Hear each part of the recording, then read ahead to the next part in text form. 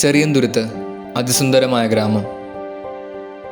നഗരത്തിൻ്റെതായ തിരക്കുകളിൽ നിന്ന് ഉൾവലിഞ്ഞ് പെരിയാറിൻ്റെ മടിത്തട്ടിൽ കുടികൊള്ളുന്ന പ്രാചീന സൗന്ദര്യം.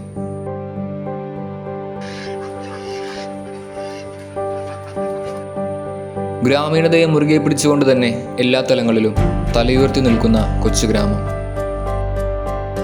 പെരിയാറിനെ തൻ്റെ ജീവനാഡിയായി കരുതുന്നത് കൊണ്ട് തന്നെ മത്സ്യകർഷകരാണ് ബഹുഭൂരിപക്ഷവും.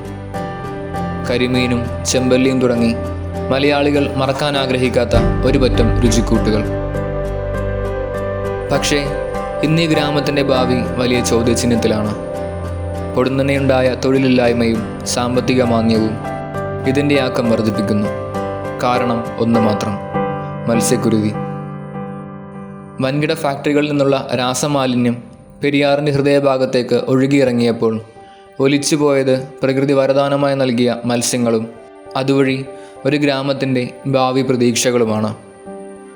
മത്സ്യബന്ധനം നടത്തി ഉപജീവനം നടത്തുന്ന ആൾക്കാരാണ് മൊത്തം. അതായത് ഈ ഒരു മത്സ്യക്കുരുതി എന്ന് പറയുന്ന സംഭവം ഞങ്ങൾ മനുഷ്യക്കുരുതി എന്നാണ് പറയണത്. എന്താണെന്ന് വെച്ച് കഴിഞ്ഞാൽ ഈ എറണാകുളം ജില്ലയിലെ 40 ലക്ഷത്തിൽ പരം വരുന്ന ജനങ്ങൾ കുടിക്കുന്ന ഒരു കുടിവെള്ളത്തിലാണ് ഇവർ ഈ വിഷം കലർക്കുന്നത്. അതായത് പാതാളം ഷട്ടറിൻ്റെ താഴത്താണ് നമ്മുടെ ഈ വെള്ളം അടിച്ചേരുന്ന ബണ്ടും ജനറേറ്ററൊക്കെ ഉള്ളത്. കപട വാഗ്ദാനങ്ങൾ നൽകിയ കമ്പനികളും ഗവൺമെൻറ്റും ഇന്ന് നിശബ്ദരാണ്. ബാക്കിയാവുന്നത് നിസ്സഹായരായി കഴിയുന്ന കുറേ മനുഷ്യരും. ഇത് തീർത്തും മത്സ്യക്കുരുതി മാത്രമല്ല, മറിച്ച് ഒരു തലമുറയുടെ തന്നെ മനുഷ്യക്കുരുതിയാണ്.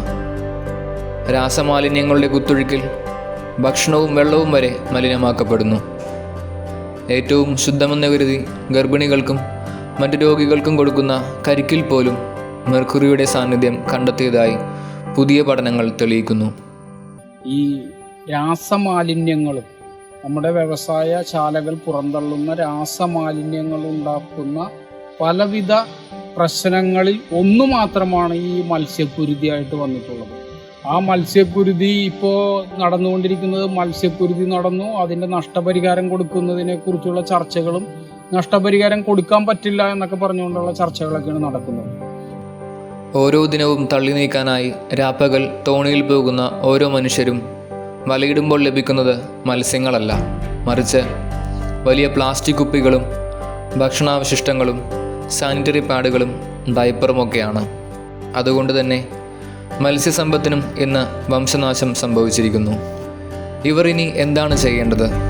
മാറി മാറി വരുന്ന ഗവൺമെൻറ്റുകളും രാഷ്ട്രീയ പാർട്ടികളും സ്വാർത്ഥ താൽപ്പര്യങ്ങൾക്കായി പരക്കം പായുമ്പോൾ മാഞ്ഞുപോകുന്നത് പെരിയാറിൻ്റെ തീരത്ത് വസിക്കുന്ന ഒരു പറ്റം മനുഷ്യരാണ്. ഏകദേശം 80ലധികം കമ്പനികൾ റെഡ് സോണിൽ സ്ഥിതി ചെയ്തിട്ടും അവർക്കെതിരെ പ്രതികരിക്കാനായി ഒരു ഗവൺമെൻറ്റും മുന്നോട്ട് വരുന്നില്ല. ഈ വാർത്തകൾ തന്നെ മത്സ്യക്കുരുതി എന്നതിൽ ഒതുങ്ങിപ്പോകുന്നു എന്നുള്ള ഒരഭിപ്രായമാണ് എനിക്കുള്ളത്. അപ്പോൾ ഇത് നിസ്സാരമായിട്ട് കാണരുത്. ഏറ്റവും ലാസ്റ്റ് ഇപ്പോൾ നടക്കുന്ന പഠനങ്ങൾ പറയുന്നത് ഈ ഭാഗത്തൊക്കെയുള്ള നമ്മളുടെ കരിക്കിൽ പോലും മെർക്കുറിയുടെ അംശം ഉണ്ടെന്നൊക്കെ വിദഗ്ധന്മാർ പറയുന്നു. ജനങ്ങൾ വളരെ ആശങ്കാകുലരാണ്. പക്ഷെ അവരുടെ ഓരോ ദിവസത്തെയും അന്നത്തിന് വേണ്ടിയുള്ള ഓട്ടത്തിനിടയിൽ ഇത്തരം കാര്യങ്ങൾക്കെതിരെ പ്രതികരിക്കാൻ അവരെ കൊണ്ട് കഴിയില്ല എന്നുള്ള ഒരു യാഥാർത്ഥ്യം, ആ ഒരു ഉറപ്പിന്മേലാണ് ഈ വീണ്ടും വീണ്ടും ഇത്തരം ഇത്തരം പ്രവൃത്തികൾ ഈ നാട്ടിൽ നടന്നുകൊണ്ടിരിക്കുന്നത്.